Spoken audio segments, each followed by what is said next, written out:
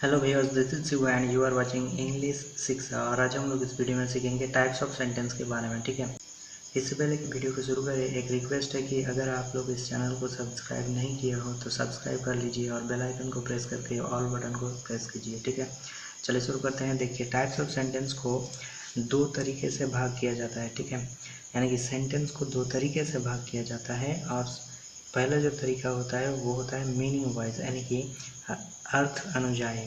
ठीक है, और दूसरा जो तरीका है वो है स्ट्रक्चर वाइज, यानी कि गठन अनुଯାयी। ठीक है, तो मीनिंग अनुଯାयी सेंटेंस को 5 भागों में भाग किया जाता है। पहला जो सेंटेंस होता है वो होता है असर्टिव सेंटेंस, यानी कि व्याख्या मूलक सेंटेंस। ठीक है, और दूसरा जो सेंटेंस होता है वो होता है इंटरोगेटिव सेंटेंस, यानी कि प्रश्न सूचक सेंटेंस। और फिर तीसरा होता है इम्परेटिव सेंटेंस या तो फिर कमांड सेंटेंस, यानी कि जिस सेंटेंस के माध्यम से कोई आदेश दिया जा रहा हो उस सेंटेंस को हम लोग बोलेंगे इम्परेटिव सेंटेंस। और फिर होता है ऑप्टेटिव सेंटेंस, यानी कि किसी सेंटेंस के माध्यम से अगर कोई इच्छा को दर्शाया जा रहा है या फिर इच्छा को जाहिर किया जा रहा है तो हम लोग उस सेंटेंस को बोलते हैं ऑप्टेटिव सेंटेंस। और फिर एक्सक्लामेटरी सेंटेंस, यानी कि जिस सेंटेंस के माध्यम से कोई आवेग को दर्शाया जाता है। ठीक है, यानी कि जो आवेग दर्शाया जाता है, मन की जो अवस्था है उसको अगर दर्शाया जा रहा है किसी सेंटेंस के माध्यम से, तब हम लोग उस सेंटेंस को बोलते हैं एक्सक्लेमेटरी सेंटेंस। ठीक है, इतना हम लोग समझ चुके हैं। अभी देखिए, ये जो हमारा असर्टिव सेंटेंस है इसको दो टाइप से भाग किया गया है। ठीक है, पहला जो टाइप है वो है हमारा एफर्मेटिव सेंटेंस, एफर्मेटिव सेंटेंस। ठीक है, और दूसरा जो टाइप है वो है नेगेटिव सेंटेंस, नेगेटिव सेंटेंस। अभी ये जो नेगेटिव पार्ट है ये स्पेशल है। ठीक है, किस तरह से स्पेशल है अभी हम लोग समझेंगे। देखिए, असर्टिव सेंटेंस को तो दो तरीके से भाग किया गया है। असर्टिव यानी कि व्याख्या करना या तो फिर वर्णना करना। ठीक है, यानी कि किसी बात को अगर व्याख्या करना है यानी कि बताना है तो हम लोग यूज करते हैं क्या, असर्टिव सेंटेंस। और अगर किसी बात को बताते हुए हम लोग सकारात्मक अर्थ से बताए, यानी कि उस सेंटेंस में ना या तो फिर नहीं शब्द का अर्थ प्रयोग नहीं हो, तब हम लोग उस सेंटेंस को बोलते हैं अफर्मेटिव सेंटेंस। यानी कि सकारात्मक सेंटेंस को हम लोग बोलेंगे अफर्मेटिव सेंटेंस, असर्टिव और उसके बाद एफर्मेटिव। यानी कि अगर किसी बात को हमें वर्णना करना है तो वर्णना करते हुए अगर हम लोग हाँ वाचक यानी कि सकारात्मक हुए तरीके से वर्णना करें तो उसको हम लोग बोलेंगे एफर्मेटिव सेंटेंस। और अगर हम लोग उसको नेगेटिव यानी कि नकारात्मक दृष्टि से बोले, किसी सेंटेंस को वर्णना करें यानी कि असर्टिव में बोले, तब हम लोग उसको बोलेंगे नेगेटिव सेंटेंस। लेकिन ये जो नेगेटिव है ये हर एक पार्ट में जुड़ जाता है। ठीक है, यानी कि नेगेटिव इंटरोगेटिव भी होता है, नेगेटिव इम्परेटिव भी होता है, नेगेटिव ऑप्टेटिव भी होता है और नेगेटिव एक्सक्लेमेटरी भी होता है। तो इस अभी देखिए, स्ट्रक्चर वाइज जो सेंटेंस है यानी कि गठन अनुযায়ী जो सेंटेंस है उसको 3 भागों में भाग किया गया है। पहला जो है वो है हमारा सिंपल सेंटेंस। ठीक है, दूसरा जो है हमारा कॉम्प्लेक्स सेंटेंस और तीसरा जो है हमारा वो है कॉम्पाउंड। ठीक है, कॉम्पाउंड सेंटेंस। अभी सिंपल सेंटेंस का मीनिंग क्या है, सरल वाक्य। और कॉम्प्लेक्स का मतलब है जटिल वाक्य। और कंपाउंड का मतलब है हमारा यौगिक, यानी कि जिसमें एक से ज़्यादा वाक्यांश मौजूद है और जिस वाक्यांश को किसके माध्यम से, कंजंक्शंस के माध्यम से जोड़ा गया है, उस सेंटेंस को हम लोग बोलेंगे कंपाउंड सेंटेंस। ठीक है, तो ये जो पार्ट है इसके बारे में अलग एक वीडियो बनेगा। ठीक है, क्योंकि इस एक ही वीडियो में दोनों पार्ट को मतलब डिस्क्राइब करना मुश्किल हो जाएगा, बहुत बड़ा वीडियो बन जाएगा। ठीक है, तो इसके लिए हम लोग नेक्स्ट वीडियो में देखेंगे स्ट्रक्चर वाइज सेंटेंस का जो अलग अलग पार्ट है, यानी कि सिंपल, कॉम्प्लेक्स और कंपाउंड, इसको किस तरह से आइडेंटिफाई करेंगे हम और किस तरह से हम लोग यूज करेंगे, बाद में किस तरह से हम लोग सेंटेंस को अल्टरनेट करेंगे यानी कि कन्वर्ट करेंगे सिंपल को कॉम्प्लेक्स, कॉम्प्लेक्स को सिंपल और कॉम्प्लेक्स को कंपाउंड, ये भी हम लोग सीखेंगे बाद वाले वीडियो में। ठीक है, ये पांचों सेंटेंस का कौन सा ऐसा विशेषताएं हैं जिसको देख के हम लोग समझ सकते हैं कि ये एक असर्टिव सेंटेंस है, ये एक नेगेटिव सेंटेंस है। ठीक है, तो एक एग्जांपल के साथ हम लोग देखते हैं। पहले असर्टिव सेंटेंस, जैसे कि मैं यहाँ पे अगर लिखूँगा आई एम ए टीचर, ठीक है, आई एम ए टीचर, ये जो सेंटेंस है देखिए यहाँ पे सीधी तरह से बोला गया है, यहाँ पे कहीं पे भी नॉट या तो फिर नो का यूज नहीं किया गया। देखिए नेगेटिव में हमेशा क्या क्या यूज होता है, ठीक है, नेगेटिव में यूज होगा नो, ठीक है, नेवर और नॉट, ठीक है, ये जो तीन शब्द हैं ये तीन शब्द नेगेटिव में यूज होता है। ठीक है, तो ये हम लोग जान चुके हैं। तो यहाँ पे देखिए कहीं पे भी नेगेटिव शब्द यूज नहीं हुआ है, यानी कि नो, नेवर और नॉट यूज नहीं है इस सेंटेंस में।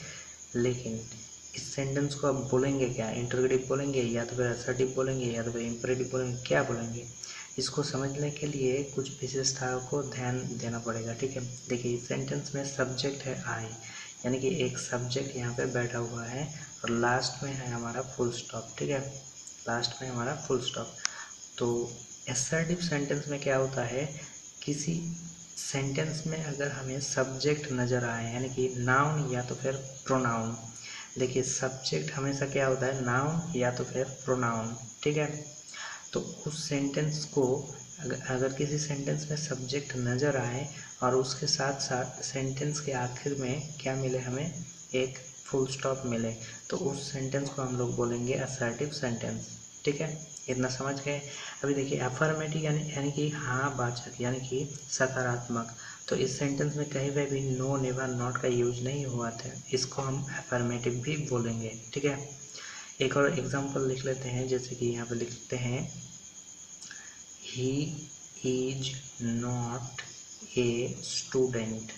ठीक है, he is not a student, तो यहाँ पे देखिए हमारा प्रोनाउन सब्जेक्ट में बैठा हुआ है। ठीक है, यानी कि इस सेंटेंस में एक सब्जेक्ट है, ठीक है, और फुल स्टॉप भी है, तो मतलब कि इसको हम लोग बोलेंगे क्या, असर्टिव सेंटेंस। लेकिन यहाँ पे ध्यान देना पड़ेगा कि इस सेंटेंस में नॉट भी यूज किया गया है। ठीक है, तो नॉट यूज किया गया है तो असर्टिव तो है, लेकिन असर्टिव के बाद में ये क्या बन जा रहा है, नेगेटिव बन जा रहा है, तो हम लोग इसको बोलेंगे क्या, असर्टिव नेगेटिव। ठीक है, इसको बोलेंगे क्या, असर्टिव नेगेटिव, और इसको क्या बोलेंगे, अफर्मेटिव, असर्टिव अफर्मेटिव। ठीक है, चलिए ये वर्ड यानी कि असर्टिव के बारे में हम लोग जान चुके हैं। अभी देखिए इंटरोगेटिव को हम लोग किस तरह से आइडेंटिफाई करेंगे और इंटरोगेटिव नेगेटिव को किस तरह से आइडेंटिफाई करेंगे। ठीक है, जैसे कि यहाँ पे एक क्वेश्चन करते हैं, एक जैसे कि यहाँ पे लिखते हैं आर यू ए स्टूडेंट। ठीक है, देखिए इंटरोगेटिव को आइडेंटिफाई करना बहुत ही आसान है। हम लोग क्या करेंगे, देखेंगे लास्ट में इंटरोगेटिव साइन यानी कि क्वेश्चन मूलक जो चिन्ह है, क्वेश्चन सूचक जो चिन्ह है वो है कि नहीं, अगर है तो हम लोग उसको बोलेंगे इंटरोगेटिव सेंटेंस। अभी इंटरोगेटिव नेगेटिव है या फिर इंटरोगेटिव ही है, इसको समझने के लिए सिंपल इंटरोगेटिव है, इसको समझने के लिए हम लोग देखना पड़ेगा कि कहीं पे भी नॉट या फिर नो या तो फिर नेवर का यूज है कि नहीं। अगर होगा तो हम लोग उसको बोलेंगे इंटरोगेटिव नेगेटिव, और अगर नहीं होगा तो हम लोग सिंपली बोलेंगे इंटरोगेटिव। ठीक है, तो आर यू ए स्टूडेंट, यहाँ पे कहीं पे भी नो, नेवर, नॉट यूज नहीं है, तो हम लोग क्या बोलेंगे, इंटरोगेटिव सिंपली। ठीक है, उसी तरह से अगर इंटरोगेटिव नेगेटिव बनाए, जैसे कि are you not a student, are you not a student, तो यहाँ पे देखिए ये बन गया हमारा इंटरोगेटिव नेगेटिव। ठीक है, अभी देखते हैं इम्परेटिव सेंटेंस को, जैसे कि यहाँ पे एग्जाम्पल लिखते हैं डू इट। ठीक है। इसमें तो इम्परेटिव सेंटेंस यानी कि आदेश करना, तो यहाँ पे देखिए डू इट यानी कि आदेश कर रहा है। तो हमें देखना क्या है, अगर सेंटेंस वर्ब से स्टार्ट हुआ है और ख़त्म हुआ है फुल स्टॉप में, तब हम लोग इस सेंटेंस को बोलेंगे इम्परेटिव सेंटेंस। क्या बोलेंगे? इम्परेटिव सेंटेंस यानी कि आदेशमूलक सेंटेंस। तो ये हो गया हमारा इम्परेटिव सेंटेंस। अभी देखिए इम्परेटिव नेगेटिव किसको बोलेंगे? डू नॉट डू इट, ठीक है। डू नॉट डू इट देखिए वर्ब से स्टार्ट हुआ है और ख़त्म हुआ है फुल स्टॉप में, लेकिन यहाँ पे देखिए क्या है हमारा नॉट यानी कि नेगेशन। तो इसको हम लोग बोलेंगे क्या? Imperative negative. नेक्स्ट देखते हैं ऑप्टेटिव। देखिए ऑप्टेटिव यानी कि इच्छा को व्यक्त करना। तो यहाँ पे देखिए ऑप्टेटिव जो सेंटेंस है वो कभी कभी असर्टिव भी हो जाता है, तो उसके बारे में बाद में जानते हैं। पहले देखते हैं ऑप्टेटिव को किस तरह से हम लोग आइडेंटिफाई करेंगे। इच्छा को व्यक्त करना यानी कि यहाँ पे अगर इस तरह से एक सेंटेंस लिखा जाए, मे यू बी हैप्पी, ठीक है, मे यू बी हैप्पी। तो यहाँ पे देखिए इच्छा को दर्शा रहा है, यानी कि ये जो व्यक्ति है जो बोल रहा है मे यू बी हैप्पी, ये अपनी इच्छा को व्यक्त कर रहा है इस तरह से कि सामने वाले को वो खुश देखना चाहता है, ठीक है, मे यू बी हैप्पी। तो यहाँ पे देखिए इच्छा को व्यक्त करने का भी एक तरीका होता है। देखिए यहाँ पे क्या आया है, सब्जेक्ट नहीं है, लेकिन यहाँ पे एक मॉडल ऑक्सिलरी बैठा है, वो है मे, ठीक है।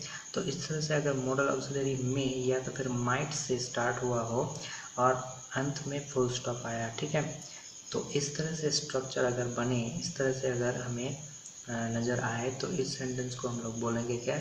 ऑप्टेटिव सेंटेंस, ठीक है।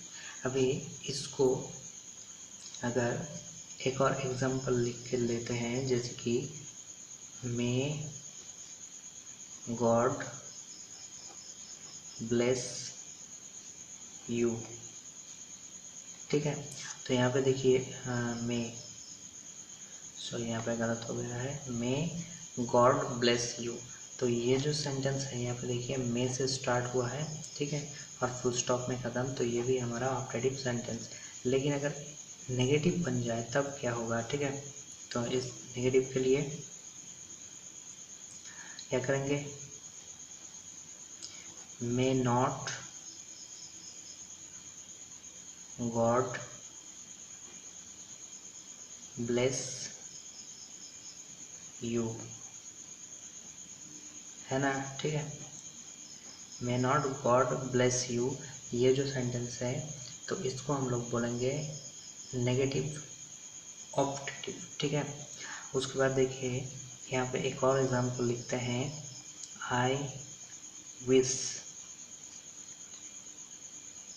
दैट यू बिकम पॉपुलर, ठीक है। ये जो सेंटेंस है I wish you become popular, देखिए विश अगर सेंटेंस में आ जाए तो उस सेंटेंस को हम लोग क्या बोल सकते हैं? ऑप्टेटिव, यानी कि यहाँ पे इच्छा आया है, ठीक है, तो इच्छा को दर्शा रहा है, तो इसको हम लोग बोलेंगे ऑप्टेटिव सेंटेंस। लेकिन क्योंकि सब्जेक्ट है और अंत हुआ है फुल स्टॉप में, ठीक है, क्योंकि सब्जेक्ट है और अंत हुआ है फुल स्टॉप में, तो हम लोग इस सेंटेंस को असर्टिव भी बोल सकते हैं। तो इस तरह से ऑप्टेटिव सेंटेंस, कुछ ऑप्टेटिव सेंटेंस होते हैं जो असर्टिव भी बन जाता है, ठीक है, इतना हमें ध्यान रखना है। चलिए नेक्स्ट देखते हैं एक्सक्लेमेटरी सेंटेंस। बहुत ही सिंपल है, अगर सेंटेंस में एक्सक्लेमेशन साइन यानी कि ये साइन मिल जाए, ठीक है, तो हम लोग इस साइन उस सेंटेंस को बोलेंगे क्या? Exclamatory sentence. सिंपली जैसे कि ओ यू गॉट इट, ठीक है, ये जो सेंटेंस है इसको हम लोग बोलेंगे क्या? एक्सक्लेमेटरी सेंटेंस, क्योंकि हमें एक्सक्लेमेशन मिल गया है, ठीक है।